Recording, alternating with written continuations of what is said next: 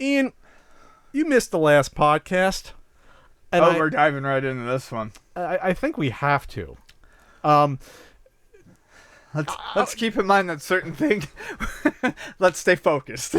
Well, there's a couple of things. We'll get there. So the last podcast, did you listen to me talking about the rift growing between Coleco Holdings LLC and the community? Yeah, I did. As a matter of fact, I went over it again today while heating my abs in the morning just to make sure I was fresh on that. And what's your TLDR of the situation? I think it's fucking stupid to destroy your fan base by attacking a fan page that is doing nothing but promoting the homebrew scene and is not using your trademark.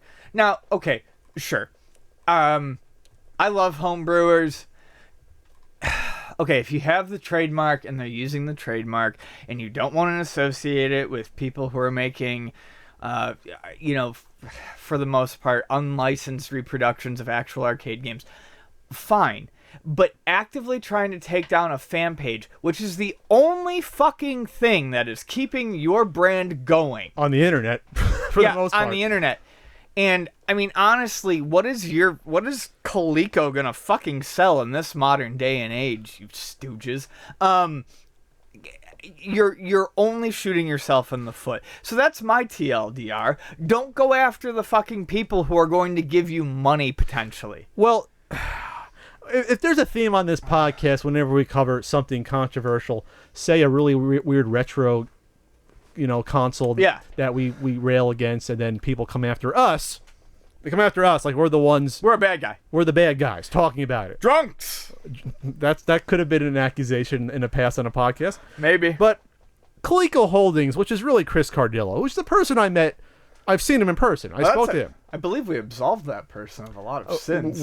In person, I absolved him, and we both did, of Coleco Holdings having any knowledge of the Coleco Chameleon being a scam. Mm-hmm. We both said, I said to him in person at Game On Expo, I said, Chris, I don't think you had anything to do with that. I thought you had no knowledge. And like I said in the podcast, he just didn't say yes or no. He just sort of looked through me, which I thought was interesting. Didn't think that much of it. I thought maybe he was embarrassed about the situation. And I gave him the benefit of the doubt.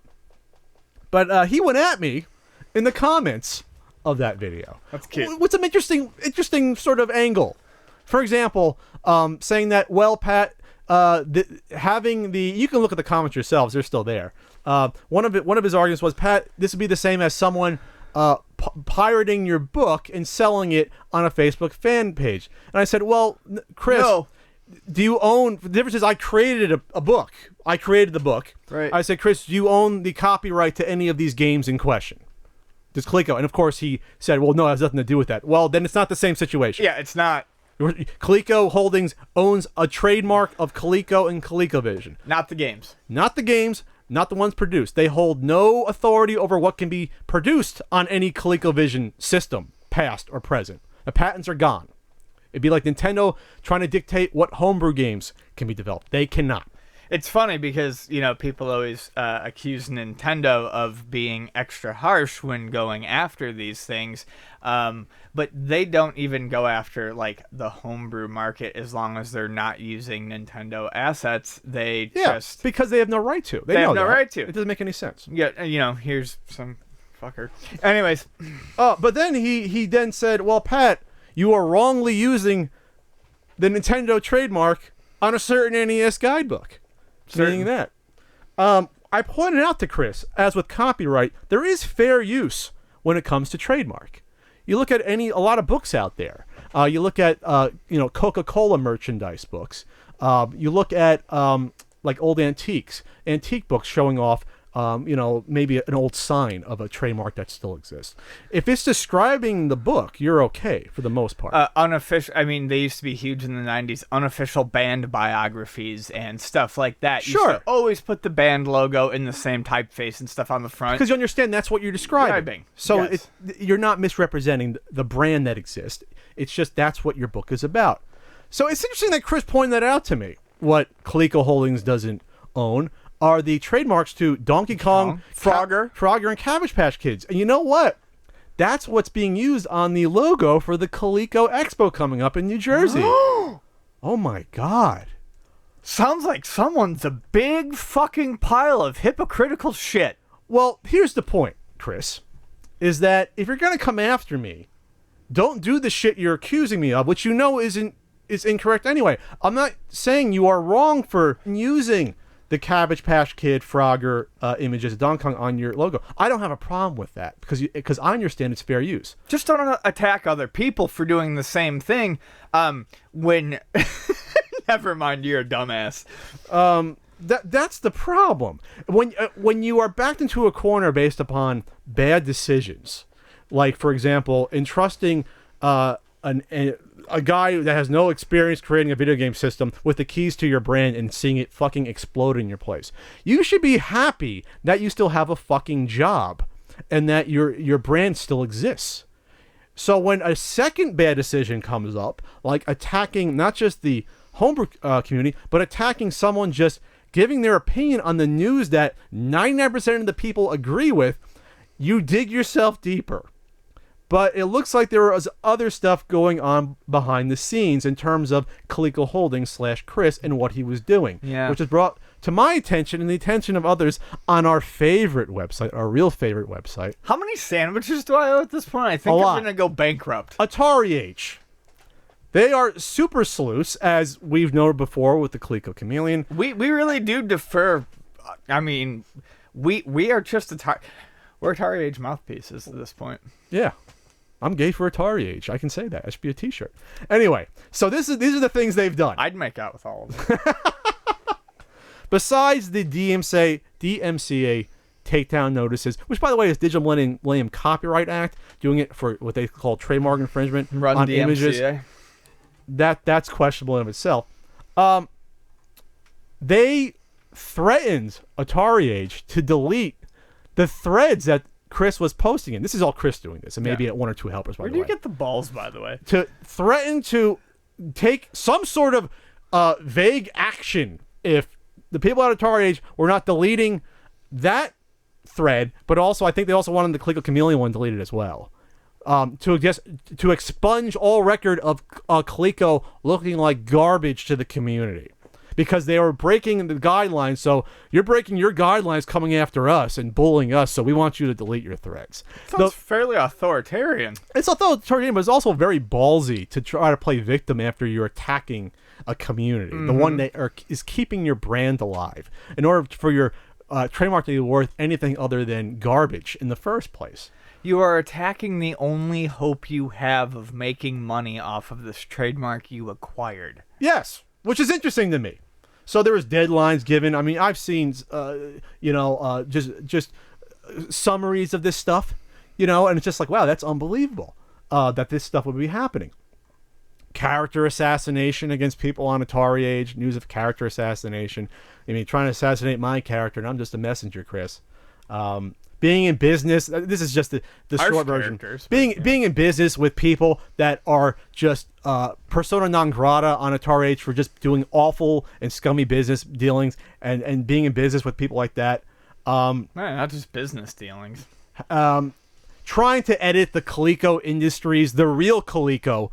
Trying to edit the real Coleco Industries Wikipedia page to make it look like they never really went out of business and that some company named Riverwest didn't just get a zombie trademark and bring it back. Trying to make it look like that Coleco Holdings, the brand, is the same as Coleco Industries, the actual Coleco, the one actually created shit in the 80s. By the way, we'll get to that later, but I mean, there's a very easy trail to show that that's total bullshit. Well, of course, but Wikipedia, it's easy to see. Well, if you go to Wikipedia, you can see who tried to edit the pages, for example. So they try to do that.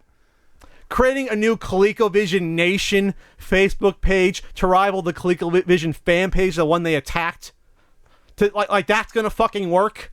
Like that's gonna work. Can we stop creating like Facebook pages that are like something nation?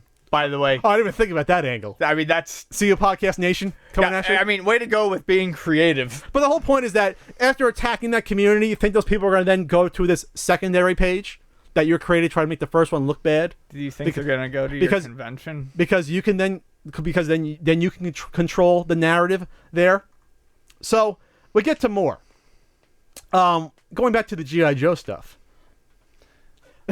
Chris Cardillo is the guy who's basically doing all this bad shit. He sells on eBay.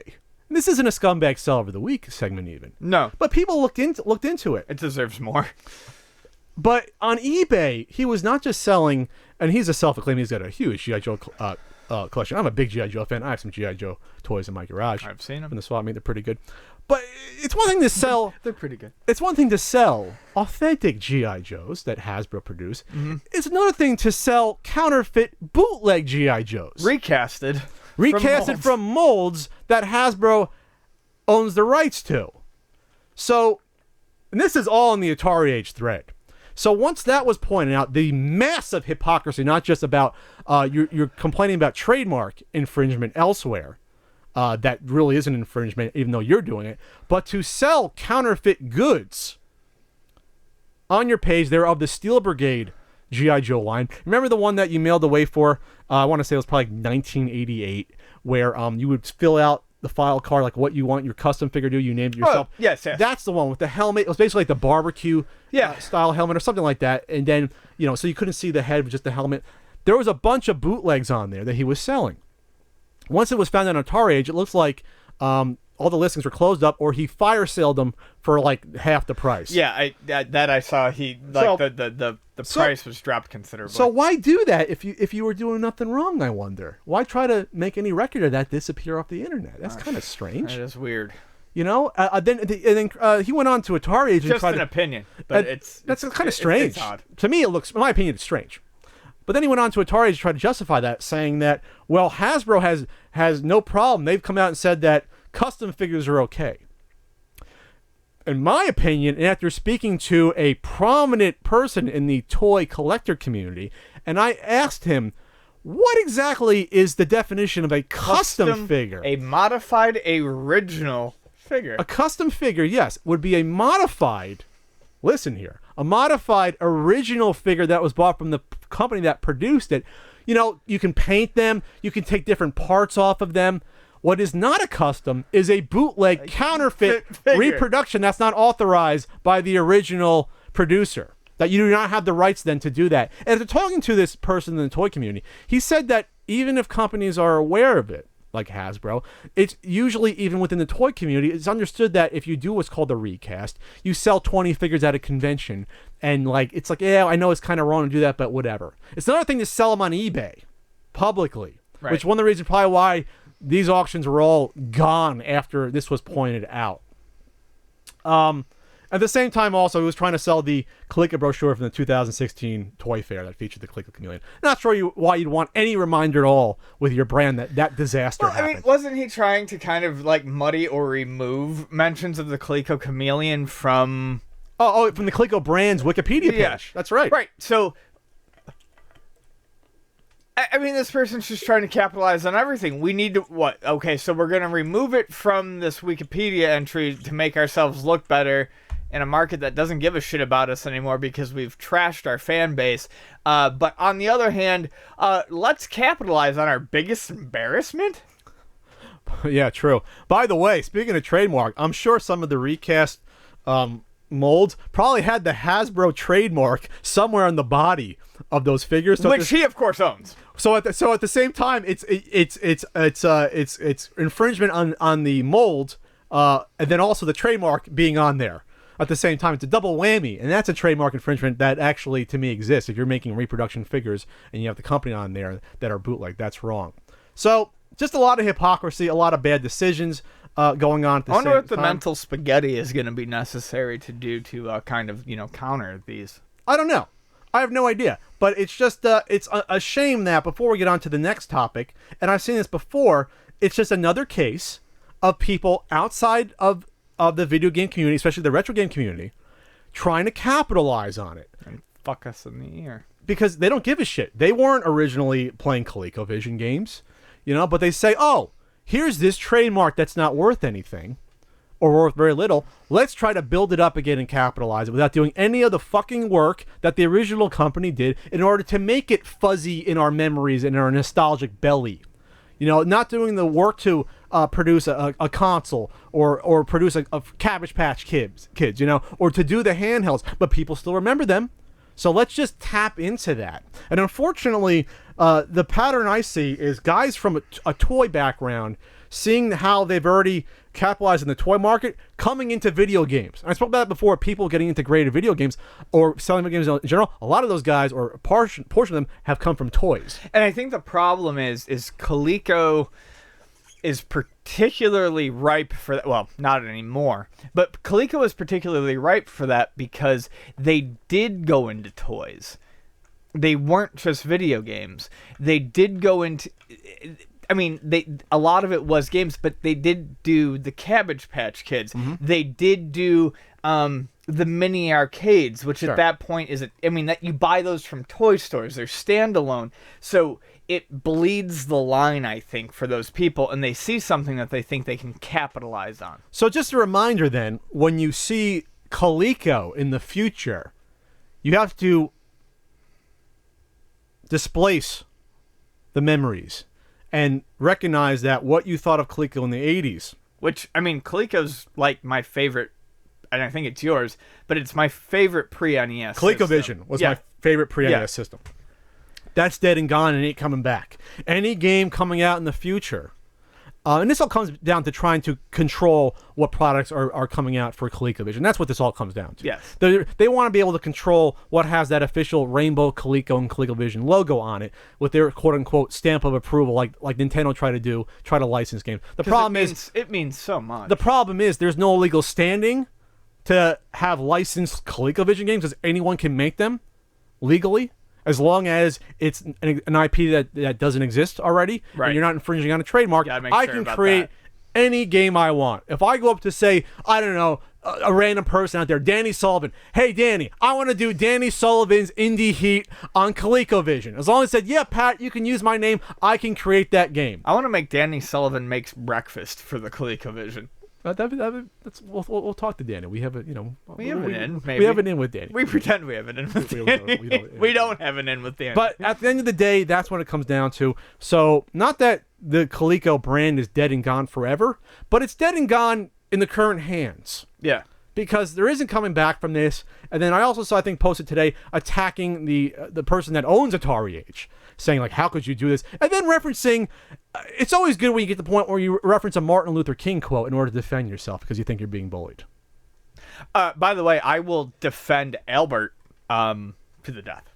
Oh, on AtariAge? Yeah. Sure. Oh, yeah. The owner? Yeah. Yeah. Yeah, I'll take a bullet for Albert.